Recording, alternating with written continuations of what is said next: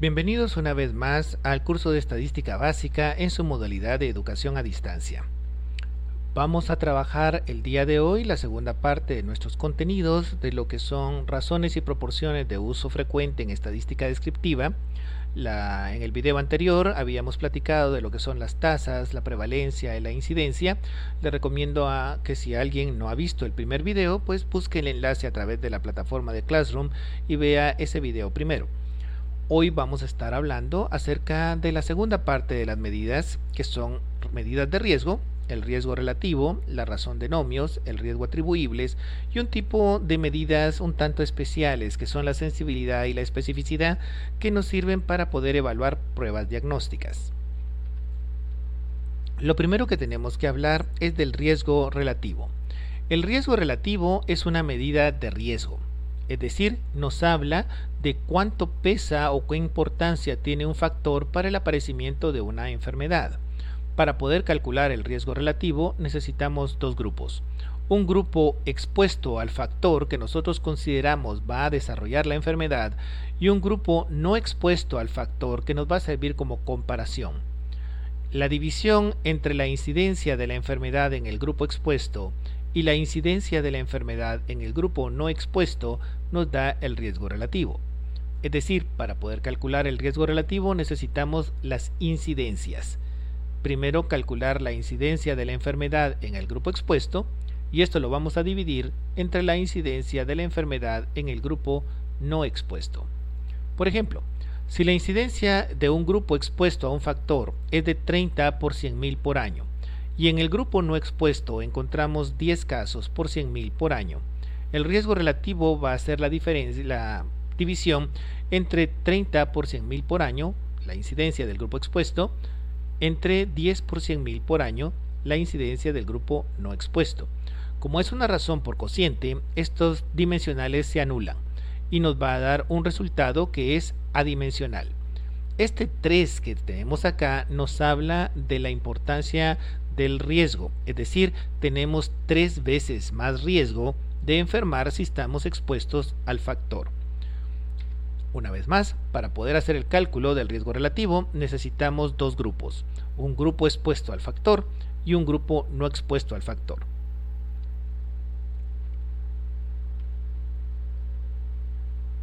Existen unas medidas que se llaman nomios. Los nomios son utilizados normalmente en las apuestas y sirven para poder calcular la probabilidad de que un caballo gane en una carrera. Por ejemplo, un nomio a favor de un evento se define como la frecuencia con que el evento ocurre dividida entre la frecuencia con la que no ocurre.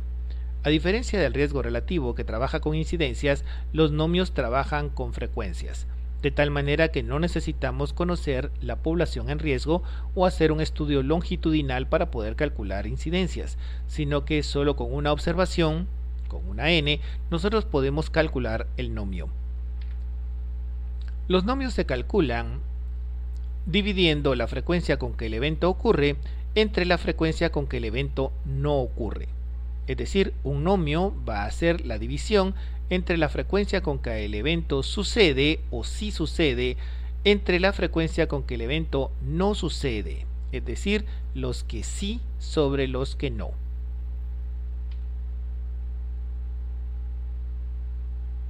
Si nosotros tenemos, por ejemplo, una n de observación de 250 y un evento sucede en 50 casos, lo que tenemos que calcular es en cuántos no sucede. Ojo acá, no vamos a dividir los 50 casos que son los que ocurren entre los 250 que sería mi población, sino que tenemos que obtener primero los que no ocurren. ¿En cuántos no suceden estos casos? Si tenemos 250 y suceden en 50, resulta que no suceden en 200. En 50 se presentan si tenemos los casos, en 200 no tenemos los casos para hacer un total de 250.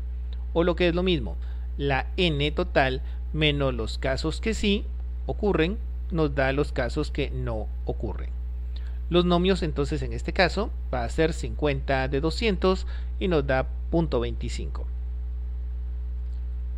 Los nomios no se utilizan mucho en lo que es salud pública o estadística descriptiva, pero sirven para el cálculo de una medida que sí se utiliza bastante, que se denomina razón de nomios. Una razón de nomios, también llamada odds ratio en inglés, es la razón del nomio del grupo expuesto con respecto al nomio del grupo no expuesto. Es decir, es una razón de nomios, el nomio del grupo expuesto y el nomio del grupo no expuesto. Al igual que con el riesgo relativo, aquí estamos trabajando con dos grupos, uno expuesto al factor y uno no expuesto al factor. A diferencia del riesgo relativo, aquí no trabajamos con incidencias, sino que con nomios, lo que nos permite hacer cálculos más sencillos porque no necesitamos estudios longitudinales. Por ejemplo, si tenemos que 30 personas presentan una enfermedad de 100.000 que estuvieron expuestas a la enfermedad, mientras que 10 la presentan en 100.000 que no estuvieron expuestas al factor, estamos hablando de una razón de nomios. 30 presentaron la enfermedad en 100.000 que estuvieron expuestos, es decir, sí fueron 30 y no fue la diferencia entre 100.000 menos 30. No dividimos entre la población, dividimos entre el número de veces que no sucedió. En este caso de 100.000 sucedió en 30, no sucedió en 99.970, la diferencia entre 100.000 y 30. Y en el grupo no expuesto sucedió en 10, por lo tanto no sucedió en 99.990. La razón del nomios es el nomio del grupo expuesto, 30 sobre 99.970, dividido el nomio del grupo no expuesto, 10 sobre 99.990. Aquí tenemos que obtener los que no. Recuerden, los nomios son los que sí sobre los que no. Eran 100.000, sucedió en 30, no sucedió en 99.970. Y en el grupo no expuesto, eran 100.000, sucedió en 10, no sucedió en 99.990. La razón de nomios, esta división, nos da 3.0006. Y como ustedes pueden darse cuenta, se parece mucho al resultado del riesgo relativo. Es adimensional porque es una división, por lo tanto anula las dimensionales y se interpreta de igual manera que el riesgo relativo. Existe 3 veces más riesgo de enfermar si uno es expuesto al factor. Para enfermedades poco frecuentes, la razón de nomios se aproxima al riesgo relativo.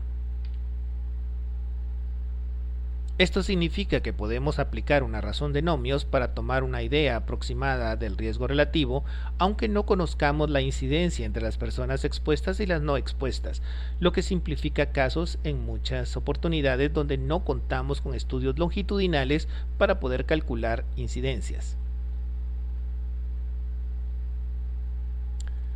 La última medida de riesgo que vamos a conocer se denomina riesgo atribuible. Es una medida de riesgo y por lo tanto nos indica lo mismo que el riesgo relativo y la razón de nomios. Nos habla de la importancia que tiene un factor en el aparecimiento de un fenómeno o enfermedad. A diferencia del riesgo relativo y la razón de nomios, el riesgo atribuible sí tiene dimensionales y se expresa como que fuera una tasa. Se calcula a través de la diferencia de la incidencia del grupo expuesto y la incidencia del grupo no expuesto. Como nosotros esperamos que en el grupo expuesto siempre hayan más casos que en el grupo no expuesto, los resultados del riesgo atribuible deberían ser positivos. El riesgo atribuible es la incidencia del grupo expuesto menos la incidencia del grupo no expuesto. Como no es una división, sino que una resta, no anula las dimensionales y entonces vamos a utilizar dimensionales como que fueran incidencias, es decir, como que estamos hablando de una tasa.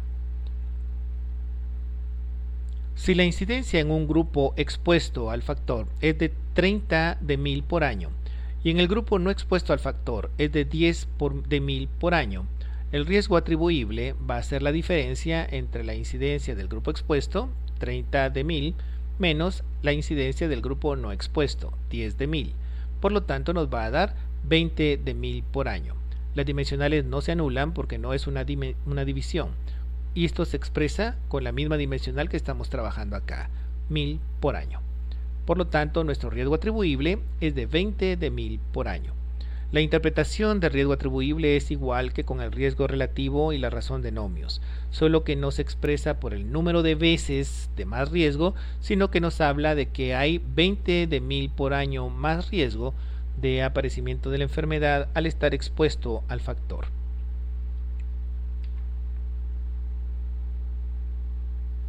Las últimas dos estadísticas descriptivas, sensibilidad y especificidad, no tratan de grupos humanos, sino que tratan de pruebas diagnósticas. Son dos estadísticas descriptivas que nos hablan de la confiabilidad que tiene una prueba de diagnóstico. La sensibilidad mide la certeza de una prueba para detectar la enfermedad. Es la proporción de enfermos que dan un resultado positivo. La especificidad mide la capacidad de una prueba para detectar la ausencia de la enfermedad. Es la proporción de personas sanas que dan un resultado negativo. La combinación de sensibilidad y especificidad nos habla de la confianza que podemos tener en una prueba diagnóstica. Una prueba que es muy sensible nos va a detectar la enfermedad y que es muy específica no nos va a dar errores en el momento del diagnóstico. Veamos un ejemplo a través de un cuadro de distribución de frecuencias. En nuestro cuadro tenemos un grupo de personas que nosotros ya tenemos clasificadas como sanas y enfermas. Recuerden, no estamos diagnosticando en este caso a los pacientes, sino que estamos haciendo el análisis de una prueba diagnóstica. Una prueba diagnóstica como puede ser una prueba de embarazo o la prueba de detección de una enfermedad como el HIV o el COVID-19. Para ver qué tan confiable resulta nuestra prueba, calculamos la sensibilidad y la especificidad. Para poder hacer esto, nosotros necesitamos saber cuándo de nuestro grupo total están sanos y cuántos están enfermos. En este caso, nosotros ya sabemos quiénes son los pacientes sanos y los pacientes enfermos, porque tenemos que hacer el análisis de la prueba. Y lo que vamos a hacer es comparar los resultados de la prueba y ver qué tanto se acercan a la realidad. En un mundo perfecto, los resultados negativos deberían estar todas las personas sanas. Y en este caso, si tenemos 9.800 personas sanas, deberíamos tener 9.800 resultados negativos, pero no es así. Ninguna prueba es 100% confiable, y entonces tenemos que buscar la que mejor se adecue a nuestras necesidades. Veamos. La sensibilidad se calcula a través de enfermos positivos dividido el total de enfermos. Es decir, vamos a trabajar con nuestros pacientes enfermos. Trabajamos con el grupo de pacientes enfermos y determinamos primero los enfermos positivos. En este caso, los pacientes enfermos que dieron positivo son 180. Y los vamos a dividir dentro del total de enfermos que son 200. Para el cálculo de la sensibilidad, dividimos los enfermos positivos, 180, sobre el total de enfermos, 200. Nuestro resultado de sensibilidad va a ser 180 sobre 200.9. Y esta es la sensibilidad. La especificidad se calcula a través de los sanos negativos sobre el total de sanos. En nuestro ejemplo vamos a estar trabajando con sanos. Vemos o identificamos primero a los pacientes sanos que dieron un resultado negativo. En este caso, 8.820. Y los vamos a dividir dentro del total de sanos, que son 9.800. De tal manera que nuestra especificidad va a dividir nuestros sanos negativos, 8.820, sobre el total de sanos, que serían 9.800. El cálculo de la especificidad nos da un resultado de 0.9. Para nuestra prueba de ejemplo, tenemos un resultado con una sensibilidad de 0.9 y una especificidad de 0.9. No siempre los resultados salen iguales, esto es solo un ejemplo. En este caso, entre más se acerque al 1, mejores resultados tiene la prueba. Nuestra prueba tiene buenos resultados con 0.9 en sensibilidad y 0.9 en especificidad.